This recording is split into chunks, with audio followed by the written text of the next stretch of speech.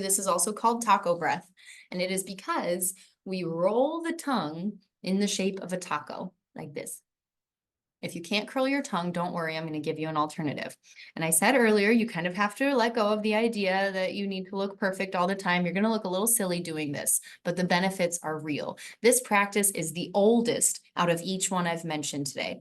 This practice originated, we think, in India. It's often connected with yoga practices.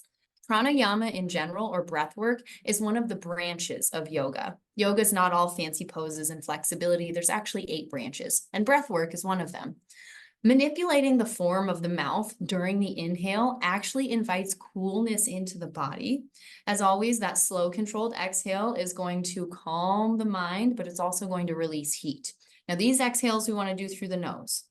Pay special attention to the temperature of the air coming into the body instead of the heat coming off of it. So you're going to focus on that air coming in, and then slow, controlled exhale through the nose. I'm going to show you a video for this one as well. And disclaimer, this video is, I guess, amateur, I suppose I would say. It's just from a yoga studio, but it was the best one I could find that really showed a good example with an alternative for folks who can't roll the tongue. Before we jump into our video, go ahead and find that comfortable seat and we'll go through this practice together. Stick your tongue out if you can. Roll the tongue into a taco shape or a tube. And as you inhale, you're going to pull in as much air as you can through that tongue, keeping it exposed to the air if it's available.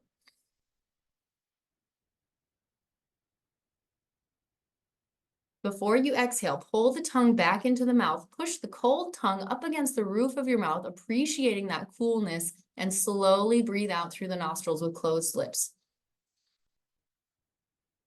2 more just like that. Make that tube with the tongue. Inhale, inhale, inhale. Focus on the coolness of the air. Cooling the saliva. Pull the tongue back into your mouth. Close the lips. Push the tongue up against the roof of your mouth and exhale. 1 more just like that.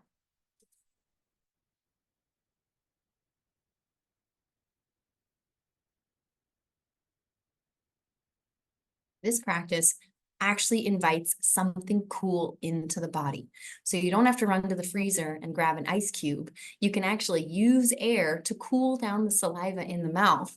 Find that coolness within the mouth and let it radiate through the body as you release heat through the nose. So we're pulling coolness in and we're releasing heat out. That's what this is all about.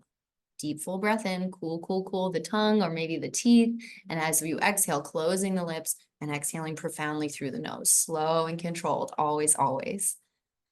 Now, what do you notice about that pranayama practice? Now, it may benefit both the body and the mind. Just like these other 2 breathing practices that we did, typically at the end of a long exhalation, at the end of a deep breathing practice, you feel a little more relaxed, a little more at calm. And that's what we want to do to the body and the mind. This practice cools the body. It can soothe anger.